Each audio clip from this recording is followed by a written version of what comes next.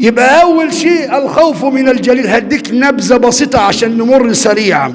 ذهب حبر من اليهود، رجل كده من أهل الكتاب، قال يا محمد، ما تصلي يا أخي صلى الله عليه وسلم. هو ما بيأمنش بالنبي فبيناديه باسمه المجرد لأنه رجل من أهل الكتاب، لكن أنت تسمع اسم سيدك وحبيبك لازم تصلي عليه. صلى عليك الله يا علم الهدى. قال يا محمد إنا نجد عندنا في التوراة أن الله يوم القيامة يجعل السماوات على إصبع، والأراضين على إصبع، والشجر على إصبع، والماء والثرى على إصبع، وسائر الخلائق على إصبع، ثم يهزهن ويقول أنا الملك. توحد الملك. هم قرأوا كده في التوراة. سيدك وحبيبك ابتسم ثم قال له وما قدر الله حق قدري. مهما ان انتوا تقدروا قدر الملك مش هتعرفوا.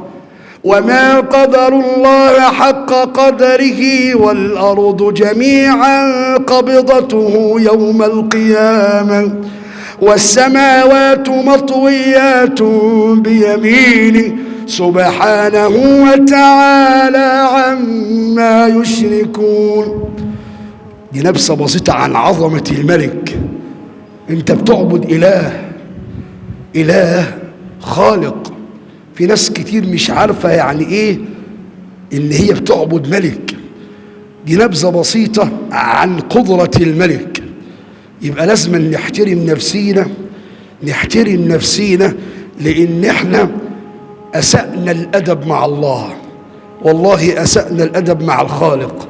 كم واحد بيسخط على حكم وقضاء الله؟ كم واحد بيتلفظ بألفاظ في وقت الابتلاء أو وقت المرض أو وقت الضيق؟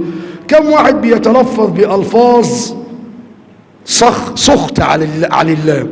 مصيبة. طيب يبقى عايز تحقق